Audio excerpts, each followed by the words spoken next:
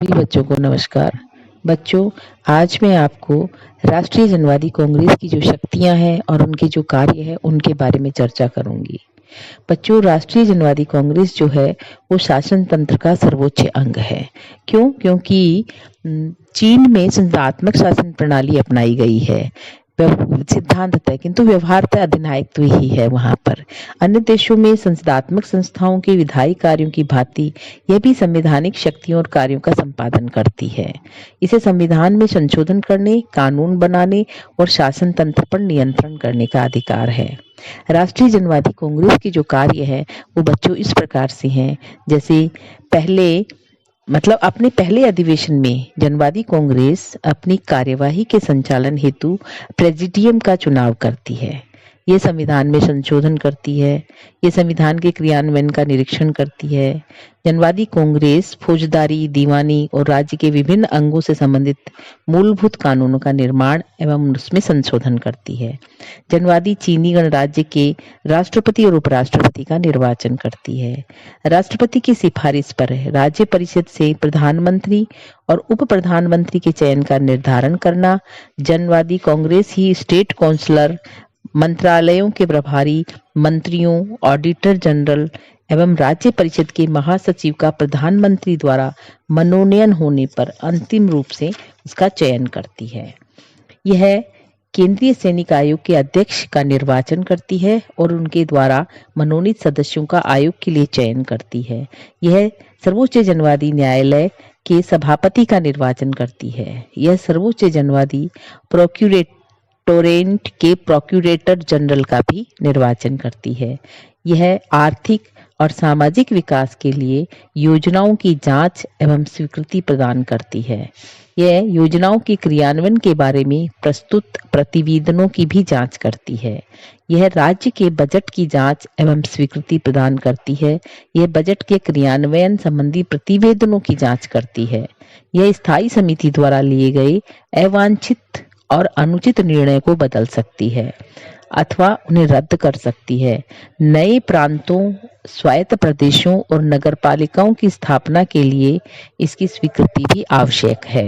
यह विशेष प्रशासनिक प्रदेशों की स्थापना का निर्णय करती है। यह युद्ध और शांति के प्रश्नों पर समुचित निर्णय लेती है। यह उन सभी कार्यों एवं शक्तियों का प्रयोग करती है जो कि राज्य के सर्वोच्च शक्तिशाली अंग के रूप में इससे अपेक्षित है। संविधान के अनुच्छेद 63 के अनुसार राष्ट्रीय जनवादी कांग्रेस और भी पदाधिकारियों को अपने पद से हटा सकती है। जैसे चीन के राष्ट्रपति और उपराष्ट्रपति को उनके पद से हटा सकती है। वह प्रधानमंत्री, उप प्रधानमंत्रियों, स्टेट काउंसलरों, मंत्रालयों और आयोगों के प्रभारी मंत्रियों, ऑडिटर जनरल और स्टेट काउंसिल के महासचिव को उनके पद से हटा सकती है। ये केंद्रीय सैनिक आयोग के चेयरमैन और अन्य सदस्यों को भी हटा सकती है। ये सर्वोच्च जनवादी न्यायालय के सभापति को उनके पद से हटा सकती है तथा ये सर्वोच्च जनवादी प्रोक्यूरेटोरेट के प्रोक्यूरेटर जनरल को भी उनके पद से हटा सकती है। अर्थात ये जिनका निर्वाचन करती है, जिनको नियुक्त करती है, उन सबको ये पद से भी हटा सकने का अधिकार इसके पास है। किंतु जब हम राष्ट्रीय जनवादी कांग्रेस की वास्तविक स्थिति देखते हैं तो बच्चों, मैं ये कहूंगी कि जनवादी कांग्रेस की शक्तियों और कार्यों को देखकर लगता है कि ये बहुत बड़ा, जैसे कि ब्रिटेन की लोक सदन जो है, जापान की जो डाइट है, यानी डाइट, जापान की डाइट का मतलब जापान की जो संसद है वो उसके से भी ज्यादा, जापान की डाइट से भी ये कम नहीं है। इसे न केवल विधायी वरन प्रशासनिक एवं वित्तीय शक्तियां भी प्राप्त है, अपितु नए संविधान में उसे राज्य शक्ति का सर्वोच्च अंग कहा गया है। बच्चों, चीन में एकात्मक शासन व्यवस्था होने के कारण जनवादी जो कांग्रेस है उसकी कानून निर्माण की शक्ति पर कोई प्रतिबंध नहीं है और उसके द्वारा किसी भी विषय पर कानून का निर्माण किया जा सकता है।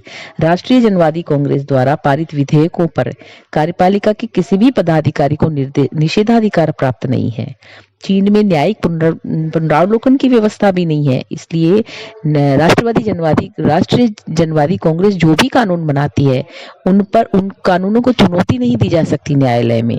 इस दृष्टि से राष्ट्रीय जनवादी कांग्रेस को कानून निर्माण के क्षेत्र में ब्रिटेन की संसद या जापान की डाइट से भी अधिक व्यापक शक्तियां प्राप्त है। किंतु जब हम इन शक्तियों को वास्तविक रूप में देखते हैं इनको, तो हमें ये पता चलता है कि कि राष्ट्रीय जनवादी कांग्रेस यद्यपि सर्वोच्च और शक्तिशाली संस्था है, किंतु वास्तविकता कुछ और ही है। जैसे कि मैं ये कहूंगी कि इतनी अत्यधिक विशाल विशाल सदस्य संख्या है 2000, मैंने आपको बताया था इसकी संख्या 2980 के 80 है। तो इतनी विशाल सदस्य संख्या के कारण वह किसी भी मामले पर ठीक प्रकार से विचार नहीं कर सकती। विशाल सदस्य संख्या इसे मात्र औपचारिक एवं विमर्शात्मक निकाय बना देती है। यद्यपि इसकी विशाल सदस्य संख्या रखने के कारण यह भी बताया गया है कि इसमें समाज के सभी वर्गों, सभी हितों, सभी राष्ट्रीयताओं का प्रतिनिधित्व हो सके, इसीलिए इसकी सदस्य संख्या जो है इतनी विशाल रखी गई है। किंतु विशाल रखने के कारण ये काम ढंग से नहीं कर पाती। एक तरह से ये औपचारिक और विमर्शात्मक निकाय बन गया है। दूसरी बात मैं ये कहूंगी कि जनवादी कांग्रेस का अधिवेशन बहुत थोड़े समय के लिए होने के कारण समस्त वास्तविक शक्तियां जो है इसके सत्रावसान काल में जो कार्य करने वाली समिति है, स्थायी समिति, उसके पास केंद्रित हो जाती है। इसके अलावा चीन में साम्यवादी दल के सर्वोच्च नेता ही सब कुछ है, वे ही नीतियों का निर्माण करते हैं। स्थायी समिति या जनवादी कांग्रेस तो केवल संवैधानिक औपचारिकताओं के नाते अपनी स्वीकृति की उन पर मोहर लगाती है। यदि हम जनवादी कांग्रेस के कार्यों तथा उसकी कार्य प्रक्रिया को देखें तो हमें साफ साफ दिखाई देता है कि जनवादी कांग्रेस एक दिखावे की संस्था मात्र है। राष्ट्रीय जनवादी कांग्रेस ने अब तक मुख्यतः केवल एक पुष्टि करने वाली और प्रचार करने वाली संस्था के रूप में ही कार्य किए हैं। साम्यवादी दल के नेता इसका प्रयोग दल तथा सरकार की नीतियों को समझाने के लिए एक महत्वपूर्ण फोरम के रूप में करते हैं। इस प्रकार बच्चों, मैं ये कह सकती हूँ कि चीन में राष्ट्रीय जनवादी कांग्रेस है वो रबर की मोहर है। संविधान द्वारा वर्णित उसकी शक्तियां केवल एक दिखावा मात्र है। यह प्रमुखतः एक प्रचारक संस्था के रूप में कार्य करती है। यह एक पंगु संसद है। देखने में यह एक चमक दमक वाली, परंतु वास्तव में एक अशक्त संस्था है। धन्यवाद बच्चों।